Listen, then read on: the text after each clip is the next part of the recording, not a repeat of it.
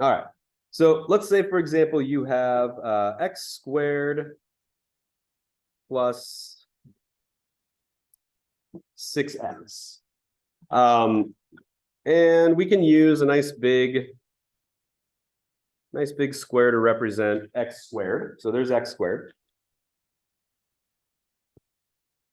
And then I'll go with some rectangles here. So there's one x, there's another x, there's a third x. And here's a fourth one and a fifth one and a sixth one. So those each represent x. So, and if you take a look here, if you look around this whole thing, this is all kind of in the shape of one large square.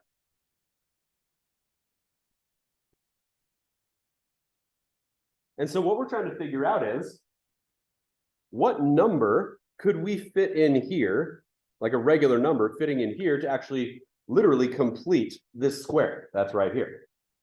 And that's the idea that we're looking at today. So if you have a function that says like x squared plus 6x equals 0, and you want to make this into a perfect square trinomial, which is what we're going to be dealing with today, we're trying to figure out what can you use here that would actually make, what number could you put there that would actually finish making this square? So that would be like putting a little square here. There's 1, 2, 3. There's 4, 5, 6, and then 7, 8, and 9. Each of those little yellow squares represents the number 1.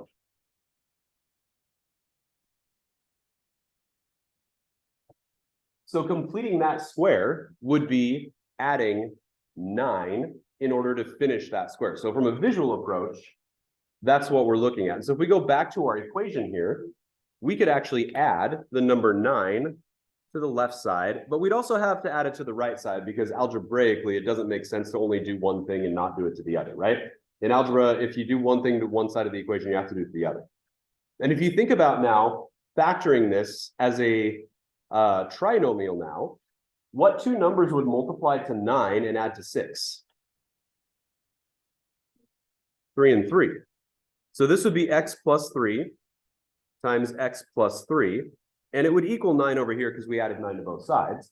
And so that would give us x plus 3 squared equals 9. This is what's known as a perfect square trinomial. I've mentioned it before, but anytime you have the same set of binomials twice in a row, that's what's called a perfect square trinomial. And that's what we're going to be creating today. We're going to be trying to figure out what do we have to add to both sides of the equation in order to make a perfect square trinomial that we can then write like this. Because if we write it like this, then we can just go ahead and square root both sides and finish solving this. Because if we square rooted both sides here, we can use the square root method, which would give us x plus 3 equals positive and negative 3. If we square root both sides, what we did in our warm-up. And then you have x plus 3 equals 3 and x plus 3 equals negative 3, and then you can solve from there. So basically what it does is it takes something that could create a challenge in terms of solving. Now, this one could have been factored from the beginning anyway, so we'll just kind of ignore that fact. But for the purposes of the demonstration, it's basically taking information that has squared values of x, it has regular values of x, and we're trying to figure out what number we need to add in order to make it a perfect square trinomial. So if we go back to our notes, the first two examples are already perfect square trinomials on the left side of the equation. So we don't actually have to complete the square because they already are squares. So think about what this would factor to on the left. What would you get?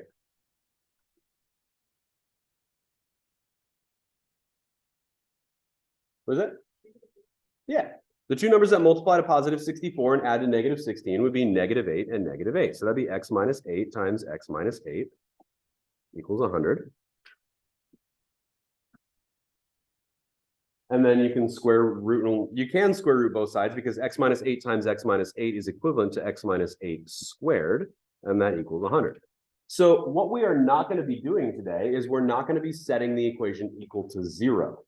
What we're going to be trying to do today is create on the left side a perfect square trinomial and then using the square root method, much like we did when we were given a perfect square right here to begin with, like on this problem here, where you get the parentheses by itself and then square root.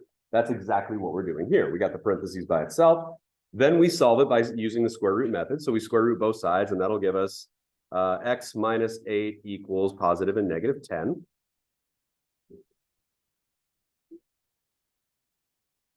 And then we just solve those two very short equations, x minus 8 equals 10, and x minus 8 equals negative 10. And then you add 8 to both sides. So x equals 18, and x equals negative 2. And so those would be our answers for x. So you've used this method already. And so we're going to be using that same method again today, but there's going to be a little setup work on most of these problems in order for us to be able to actually get this to work. So let's try B real quick, and then we'll actually start the process of completing the square. So on the left side here, B is a perfect square trinomial. It's actually the same one that I gave you right here. The x squared plus 6x plus 9. So that square roots to x plus 3 times x plus 3, which is x plus 3 squared equals negative 12. By the way, you do not have to write it as two binomials. Once it's a perfect square, you can just write it as a binomial square. That's totally fine. And then we'll square root both sides. So that'll be x plus 3 equals, what is the square root of negative 12? Positive negative what? 2i radical 3. There you go. Nice. 2i root 3.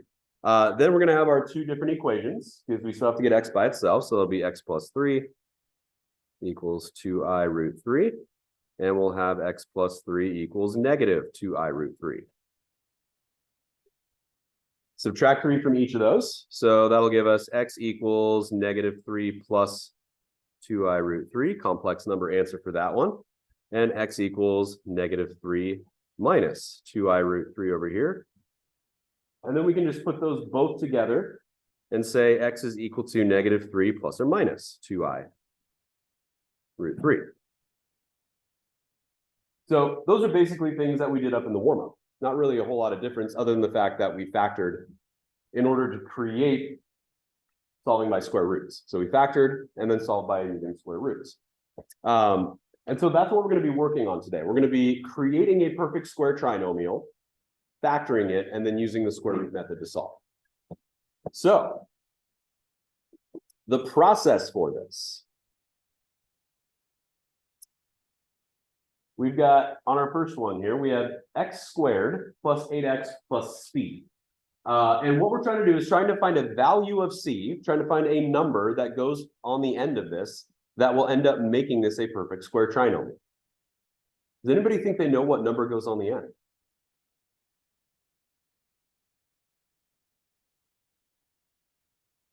Or if we can maybe figure out a pattern here. Take a look at these first two examples. X squared minus 16x plus 64, we end up with 8 and 8. How does 8 relate to 64? In terms of like a square root or a square root. 8 is the square root of 64, right? Yeah. How does 8 relate to 16? It's what? It's half of it. Okay. Over here, how does 3 relate to 9? 3 is the square root of 9. Okay. How does 3 relate to 6? It's half of it. So if you take half of this number and then square it, you get that number. If you take half of this number, 3, and you square it, you get that number, 9. And if we look back here at this one, oh, okay. So if you take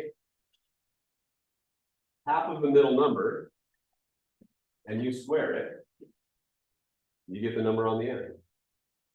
So that's what that means. Take half of the number next to x, square it, and that's the value for c that you're going to use to create your perfect square trinomial. So on this one here, what's half of 8? 4. Okay. So this is going to be, so take 8 divided by 2, and square it, and that will be the value of C. So C, I'm just going to write this here off to the side. C is equal to half of the value of B squared. Oops, make sure you can actually see that. There you go. C is equal to half of the value of B squared. So whatever the middle number is, divide it in 2 and square it, and that will be your value of C. That will create your perfect square trinomial. So for example, if you take half of 8, you get 4. If you square 4, what do you get? 16. So that's going to be x squared plus 8x plus 16.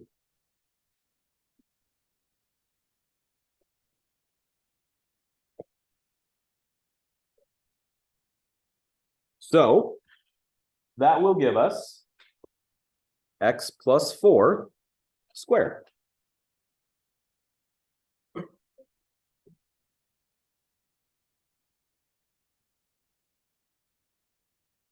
How about the next one, B? What's half of negative 2? Negative 1. What's the square of negative 1? 1, yeah. So with A, I'm just going to write this off to the side here. So C equals 16. With B, C equals 1. Because B divided by 2 is negative 1. If you square negative 1, so that'll be x squared minus 2x plus 1. And we end up with x minus 1 squared.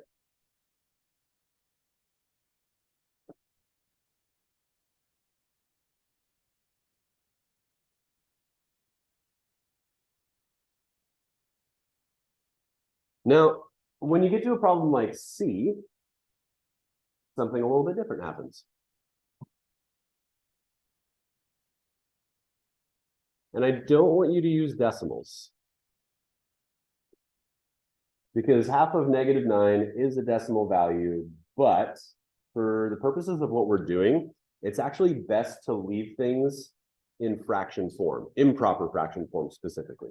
So what would half of negative 9 be as a fraction? What's that? Yeah, negative 9 over 2, exactly. So C then would be equal to negative 9 over 2 squared,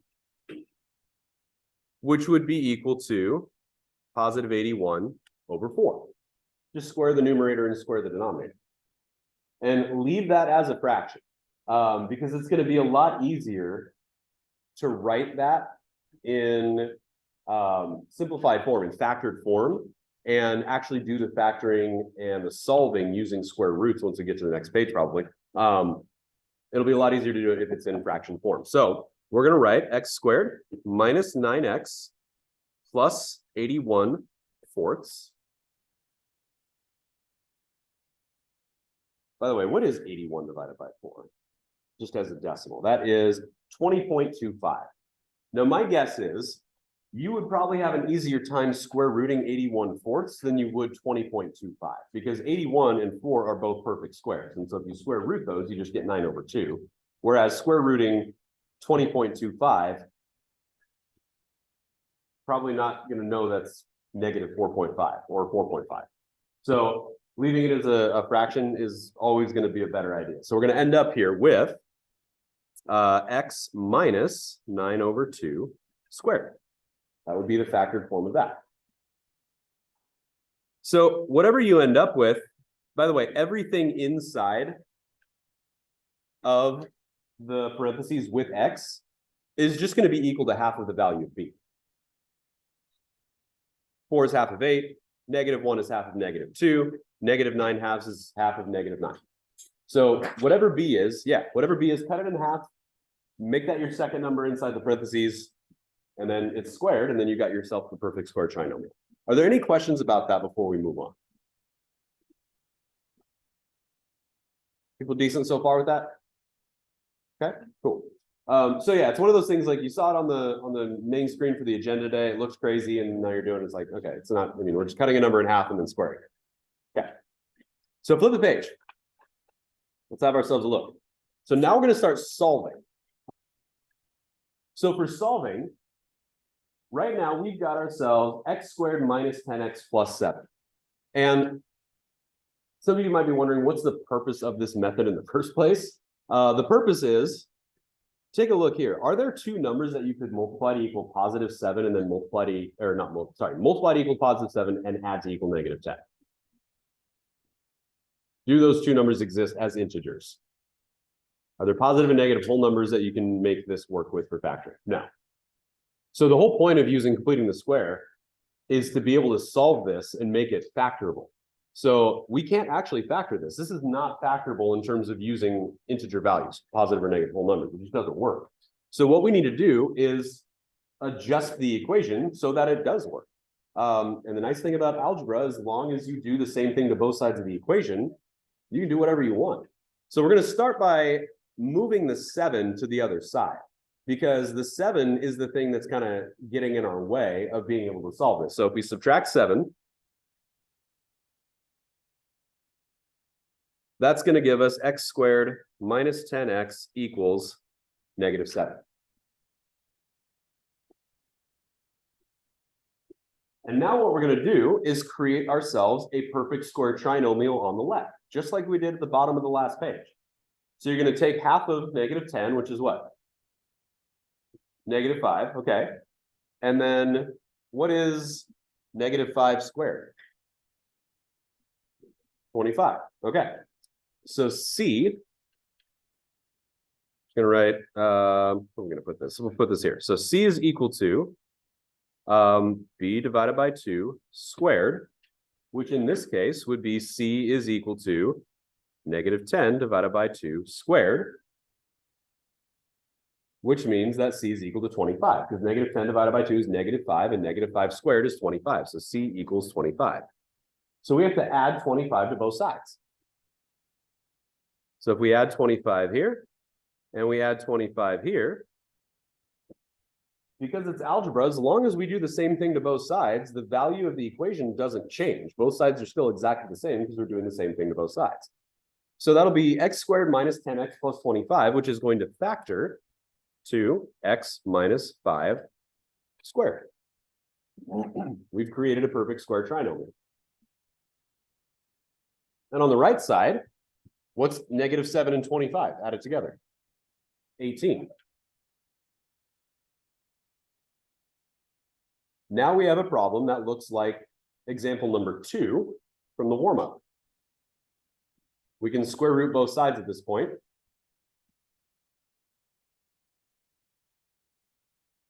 And that's going to give us x minus 5 equals the square root of 18, which is what? 3 root 2, I think. Positive and negative 3 root 2. Now we can write our two equations and solve for x. So we're going to get x minus 5 equals 3 root 2. X minus 5 equals -3 root 2. And then add 5 to both sides. So x is equal to 5 plus 3 root 2. And x is equal to 5 minus 3 root 2. We have the same real portion of each of these complex numbers, and we have opposite values of the imaginary parts of each of these complex numbers. So we can write these together as 5 plus or minus 3 root 2. And that's our answer for A.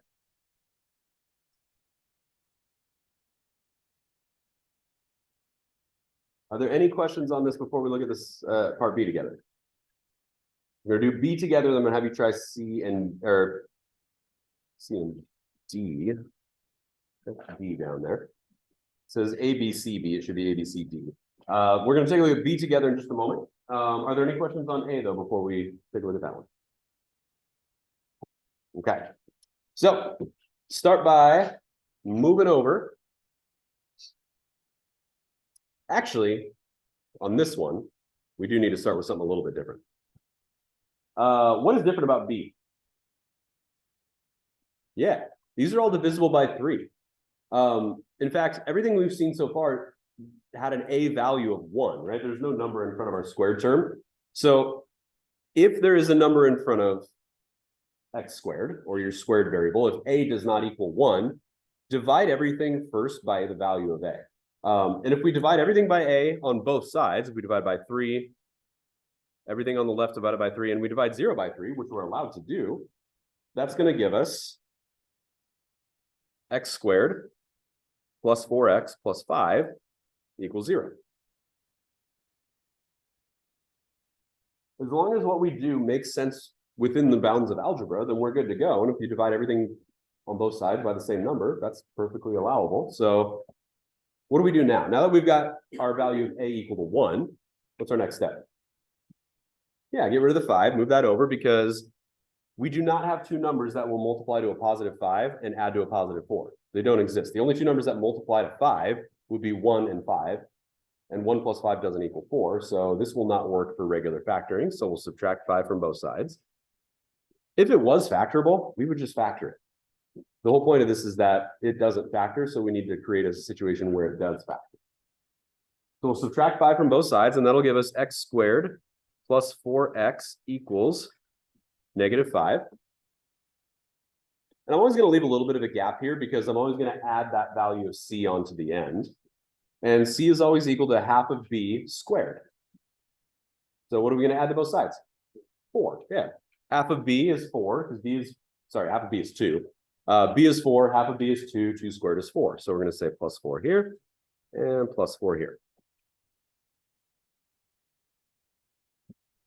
So that'll give us x plus 2 squared equals negative 1.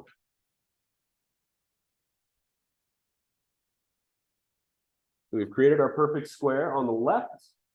Negative 5 plus 4 on the right is negative 1. Now we can square root both sides. And so that'll be x plus 2 equals positive or negative I. Because the square root of negative 1 is just I.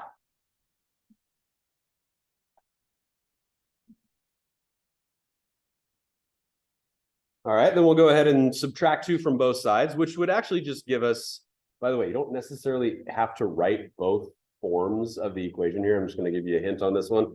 There's a bit of a shortcut. Everything that we've seen so far, have you noticed that everything we do when there's a plus or minus thing over here and we split it apart, we just end up putting it back together at the end anyway? Anybody notice that? Which means we don't actually have to split it apart in the first place. So we can just subtract 2 from both sides, and we're going to get x equals negative 2 plus or minus I. I was splitting it apart just to show you that there are in fact 2 equations and 2 answers that we're solving for. But now that you know that, you don't have to split them apart. If you have something like that, you can just leave them together and just move the number over. All right. Try C and D on your own.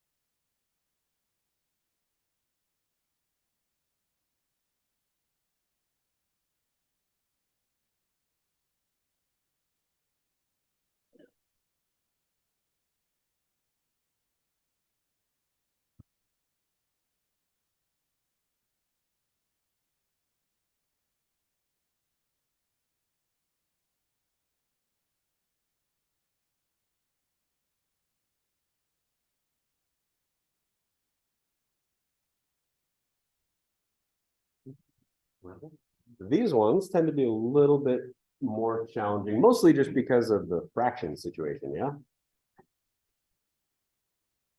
Have ourselves a look at letter C. So C, I'm gonna go ahead and bring it up here. We'll go ahead and subtract 1 from both sides first. And that'll give us x squared minus 5x equals -1. If you have -5, you get -5/2. If you square that, you get 25/4. So we're going to add 25/4 to both sides. I wrote -1 as a fraction over 4, just to make it a common denominator. So -1 is the same as -4/4, but that allows me to add the numerators together here. So that'll give me -4 plus 25 is 21, so that'll be 21/4. You're welcome to use the calculator to do the fraction work for you if you want to. And then we're going to go ahead and make our perfect square right here, which is going to be x minus 5/2 squared. Because half of b is -5/2. And then we'll square root it. That'll give us x minus 5/2 here.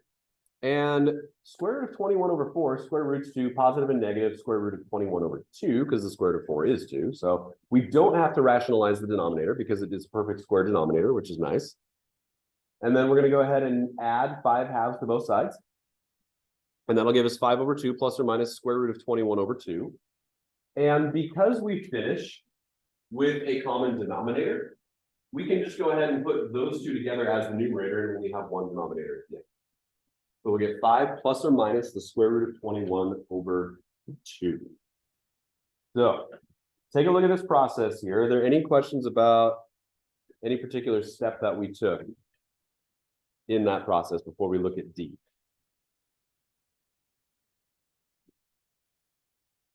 So it's the same kind of math. It's slightly more complicated because of the fractions, but other than that, we are doing the same things that we did with A and B. It just happens that we're using a lot more fraction work on this one as opposed to just integer work. Questions on C? No. Does anybody have an answer for D that they might want to volunteer? Any brave folks out there with an answer for D. You can check to see how it went. First thing we're going to do here, though, is divide by 4. So both sides get divided by 4. That's going to be x squared plus 3x minus 7 equals 0. What's our next step? Add 7. Cool. So that's going to be x squared plus 3x equals 7. And then you can see I've already added in the half of b squared. So half of b would be 3/2. If you square 3/2, you get 9/4. So we're going to add 9/4 to both sides. Adding 9/4 to 7, if you want to, you can rewrite 7 as 28/4, because that would give you your common denominator. 28 plus 9 is 37. So on the right side, you should have 37/4. And on the left side, you got x plus half of b, so x plus 3/2 squared. Any questions at this point?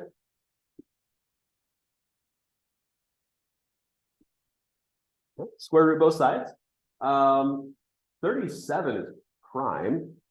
So the numerator is going to be the square root of 37. 4 square roots to 2. So the right side will be the square root of 37/2, or positive and negative square root of 37/2. The left side, x plus 3 halves.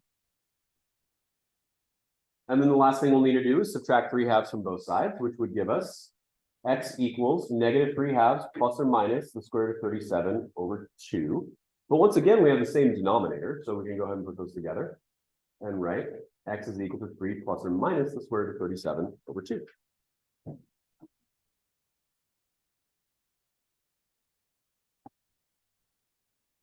All right. How are we doing? Hanging in? This is definitely a new thing that you're learning today, so I would expect that it is probably not super easy, but if the steps make sense, that's great. If you don't know how to do every single little detail on every single problem, that's okay. We're still practicing. But if the general concept is making decent sense, that's hopefully what we're looking at right now. Are there any more specific questions from A, B, C, or D before we look at the next page? All right, let's go and flip it over. So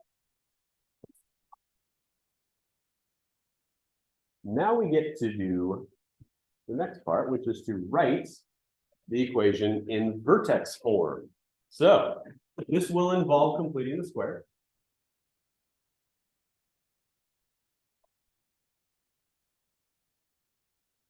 And vertex form, if you all remember, which the last 3 questions of lesson 3.2 part 2 were all vertex form questions. It was a review of some chapter 2 stuff. Vertex form is y equals a times x minus h squared plus k. The vertex is hk. So what we're going to be doing is writing this standard form quadratic into vertex form. And we're going to use completing the square to make that happen. So it's actually a quicker process than solving than what we just did on the previous page. So what we need to do is start off by, we're not going to replace y with 0, by the way, because we're not solving. We don't need to know what the zeros are. We need to know what the vertex is. So we're going to keep y. It's going to make this a little bit interesting. So we do need to get rid of the 18, though, kind of like we would have done that if we were solving. So let's go ahead and subtract 18 first from both sides. Move the 18 over. And by the way, the reason why we're doing that, if you take a look here at vertex form, I'm just going to draw everybody's attention to vertex form real quick. X minus h squared, that is a perfect square. So this right here looks a lot like what we get when we use completing the square, because we end up with something that looks like that every single time we complete the square. So completing the square makes a lot of sense, so we can create something that looks like this. But in order to do this, we have to move 18 to the other side first. So when we do that, the left side is going to say y minus 18, because we just took away 18 from y. They're not like terms, so we write y minus 18. And that's going to equal x squared plus 12x. Now we're going to complete the square on the right side. So what number will we be adding to both sides of the equation? What is it? 36, yeah. Half of b is 6. Square 6, you get 36. So we're going to add 36 over here. We're going to add 36 over here. Add it to both sides. 36 and negative 18 will combine to equal what? 18. So that'll be y plus 18 now instead of y minus 18. And on the right side, we're going to get x plus 6 squared. Now we're only one step away from vertex form. We're just going to take the thing that we initially moved over and bring it back over and put it on the outside of the parentheses, and then we're done. So subtract 18 from both sides, which is the same thing that we started with in this problem. And that's going to give us y equals x plus 6 squared minus 18. And now, if we take a look up here, here's vertex form. Right up here. Here's our equation in vertex form down here. So the last thing it wants us to do, it says to write it in vertex form and then identify the vertex. So if vertex form says y equals a times x minus h squared plus k, remember that the equation itself, the formula itself uses a minus. So if it went from a minus to a plus, what does that tell us about the x value of the vertex? It's negative. So the vertex will be -6. And then the plus means that it's just whatever the value is after the set of parentheses. So the y value of the vertex will be -18. There we go. Put a box around both of those because both of those are included in the answer. So the vertex is -6, -18. By the way, going back to the chapter 2 test real quick, a lot of people on the multiple choice questions forgot that it's basically the opposite of whatever number is in here. That is the value of h. So if this is a plus, h is negative. If this is a minus, h is positive. And then the one on the outside is whatever it is. So if it's a -18, then it's -18. If it's a +18, it'd be a +18. But the h is on the inside. Remember that inside of the parentheses is that horizontal shift. And the horizontal shifts basically are the opposite of what you might think they are in terms of what they are on the graph. So this would be left 6, basically. And it shows right here that -6 on the graph would be left 6 and then down 18 for where your vertex is. By the way, not by the way, side question. Does this parabola open up or does it open down? It opens up, yeah. Why is that? Because what? They're negative, it must go up, right? Well, up and down has to do with value of a. What does a equal here if there's no number out there? A is 1. What about a determines whether it opens up or down? Negative and positive, yeah. Because a is positive, it's a +1. This one opens up. If it was negative on the outside of the parentheses, then it would be opening down, which makes the vertex a minimum value because it's the bottom of the parabola. So all stuff that we talked about in chapter 2, I just want to bring it back because we're still talking about parabolas, even though we're not really looking at them at the moment, but we are still talking about them. All right, let's look at the next one. We got this guy here. Oh, interesting. So, any thoughts on what to do here? Because if we were solving, we would start by dividing everything by 3, but that's not what we're going to do first on this one. What do you think we should do first here? Yeah, let's get the 11 over there. So move over the 11. So that'll be y minus 11 is equal to 3x squared plus 12x. Thoughts here? Yeah, factor out. We're not necessarily going to divide both sides by 3, but we are going to factor out the 3 from those two terms. Seems good. Yeah. Gotta have the pass. Sorry. All right, so we're going to factor out the 3 from the 3x squared and the 12x because vertex form needs the value of a on the outside of the parentheses and only x minus the value of the x coordinate of the vertex on the inside. So we're going to factor out the 3 from the 3x squared and the 12x. So it'll be y minus 11 equals 3 times x plus, not x squared. Actually, yeah, we want that. X squared plus 4x. 12x. Yeah, 4x. We're good. X squared plus 4x. Okay, that is what we want. Okay, now we need to figure out what we're going to add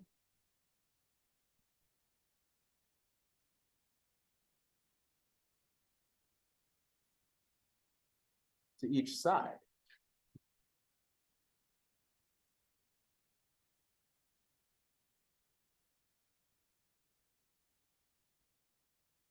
What are we going to add inside the parentheses on the right side?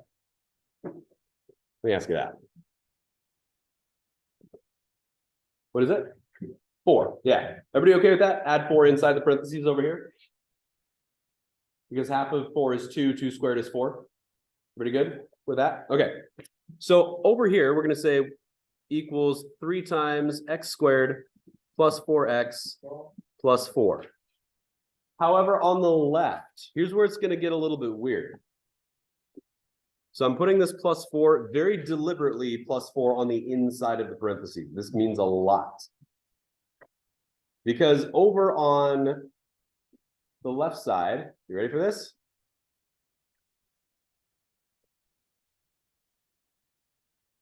I'm adding 12. I'm not adding 4 to the left. What's that? It is, yeah, because if you look at it, we factored out a 3, right? This 3 means that if we were to expand this back out, distribute the 3 essentially, you get 3x squared plus 12x plus 12. So that right there, if you were to expand it, it actually means that we're adding this 4 would turn into a 12. So technically we're adding 12 to both sides, but I'm just writing 12 with the 3 already factored out, making it a 4. Does that make some sense? Because this is inside the parentheses. We want to make this a perfect square on the inside, which means if we were to multiply it back out, that would turn into a 12. 3 times 4 is 12. So we need to add the equivalent on the left side as well, which has to be 12. So if you are making an adjustment inside the set of parentheses, you need to go ahead and add to the left side whatever it would be if you distributed back in the number that was already factored out. Okay, that's an important part of this. All right. So if you add 12 to negative 11, what do you get? 1. All right, so that'll be y plus 1. And then we're going to go ahead and factor the right side real quick. So that'll be y plus 1 equals 3, and then parentheses x plus 2 squared. And then we'll go ahead and subtract the 1 from both sides. And that'll get us in vertex form. So that'll be y equals 3 times x plus 2 squared, and then minus 1. With our vertex at what point?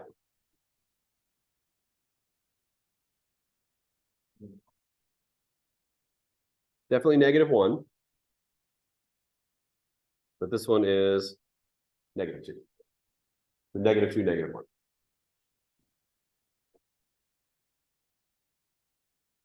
All right. Questions on that one before we look at it back?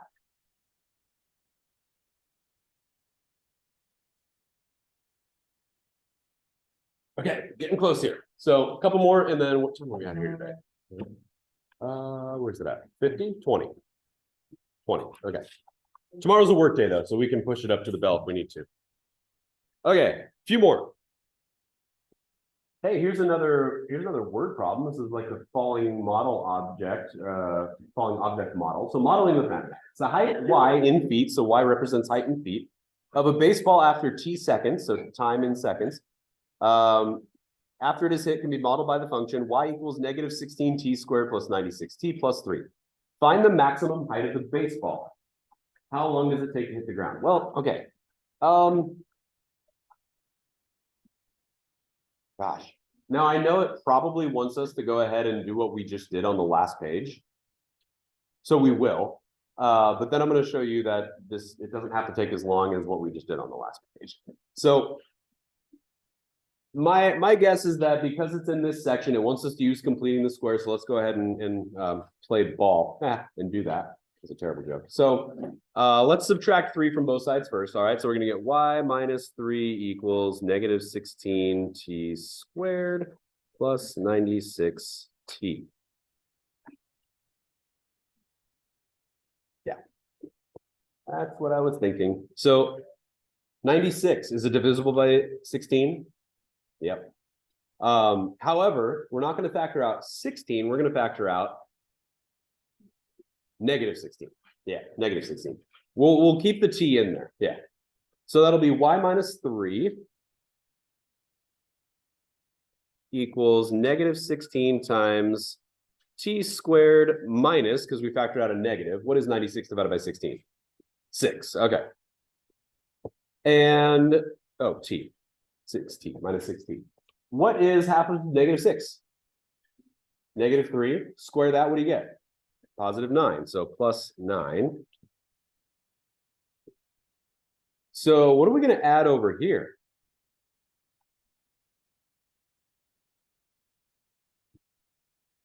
Or what are we going to subtract from over here? Minus 144. Good. So we're going to subtract 144 from the left. Because remember, inside the parentheses means that if we were to redistribute that negative 16, that is the actual number that is being put in here. So If we subtract 144 from -3, that would be -147, right? So that'll be y minus 147 equals -16 times t minus 3 squared. And so the last thing we're going to do is add back the 147. So we're going to get y equals -16 times t minus 3 squared plus 147. So the vertex is going to be the y value, or the y value of the vertex will be the maximum height. So max height. What's the y value of the vertex? 147. Okay, so 147 feet is the maximum height. And then the question is, how long does it take to hit the ground? So, quick question for you. How long does it take for the ball to reach its maximum height?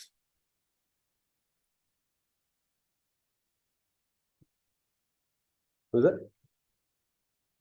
So the parabola would look something like that, right? Because it's upside down. It's a negative value of a.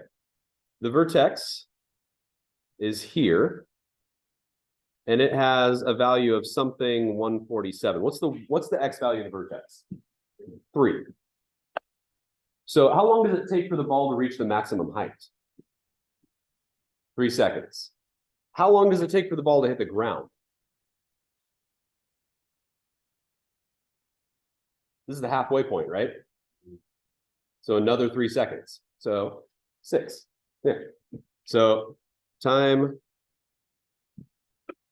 to hit the ground will be 6 seconds.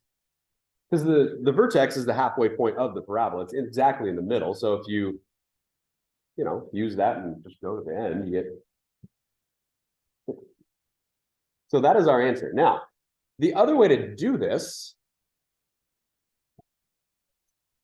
would be, I think that's right. Okay. The other way to do this would be to use standard form, right? If you find the vertex of standard form, just as a reminder, so this is all completing the square, but if we go with standard form, the x value of the vertex is opposite b divided by 2a.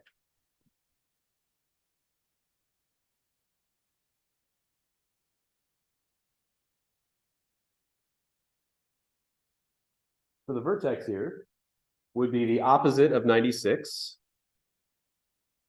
divided by 2 times -16, which would be -32. What's -96 divided by -32? 3, yeah. If you take 3 and then you plug that back into the equation, that would give you the y value of the vertex. So you'd say y equals -16 times 3 squared plus 96 times 3 plus 3. What's that answer?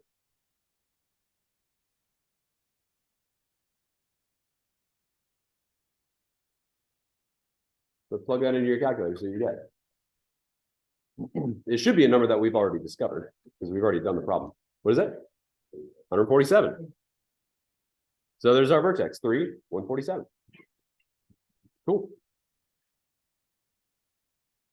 Now, if we want to, we could also say, how long does it take to hit the ground? That would be 0 equals, because that's the ground is at 0, height of 0, -16 t squared plus 96 t plus 3.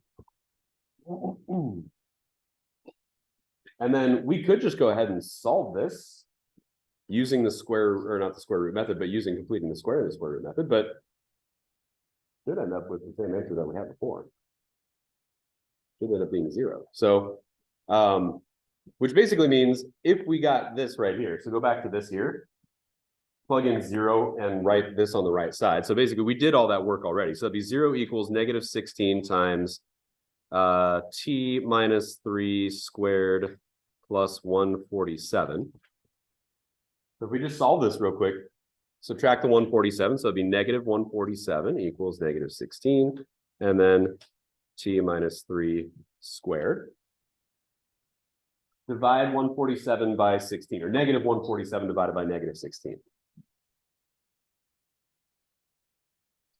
That's not even a regular number, so we'll just leave it as a fraction. So that'd be 147 over 16 equals T minus 3 squared. I don't know if our answer is going to be 6. We might need to adjust our answer. Stands to reason that it would be 6, though, so let's find out. So we would get, if we square root this, square root of 147. I don't think that simplifies it all, but I'm just going to double check here. Oh, it does. 7 root 3. Okay. We're not really going to worry about the stuff down here, so we can keep going down here if we need to. So that would be, so that's 7 root 3 over 4 is equal to T minus 3, or I guess positive and negative 7 root 3 minus 4 equals T minus 3. So the answer, no, it's not going to be 6. I was wrong about that. So what we're gonna have to do is just add 3 to both sides at this point. So 3, so T equals 3 plus or minus 7 root 3 over 4. And whichever answer from that is the positive number is how long it's going to take for the ball to hit the ground. So I thought it was going to be 6. That seems to make sense, but I guess it depends on how high it is in the first place. That just shows that it's we don't necessarily know if it's going to be 0. So, okay, that makes sense. All right, so let's go ahead and take a look.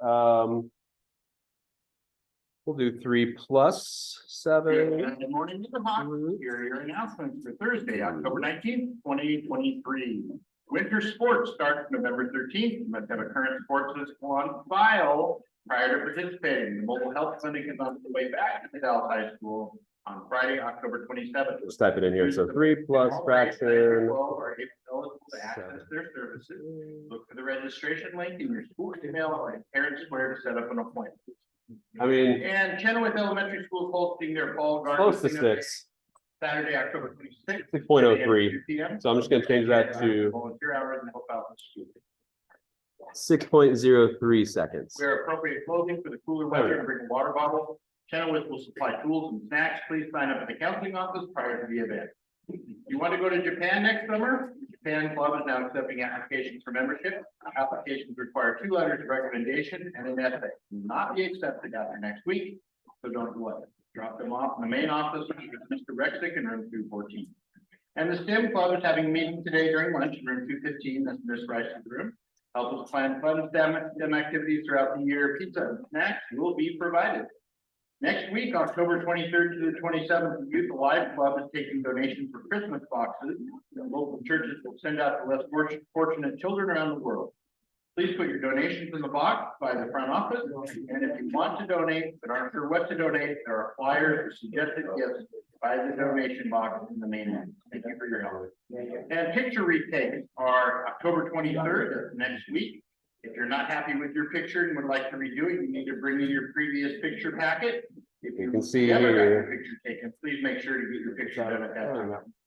And this is Think Pink On the Week, calculator we got. awareness of breast cancer in the mornings. 6.03. 7:30 a.m. and at the game, the Go. AFP will be selling Think It was almost 6 seconds, just a little bit more.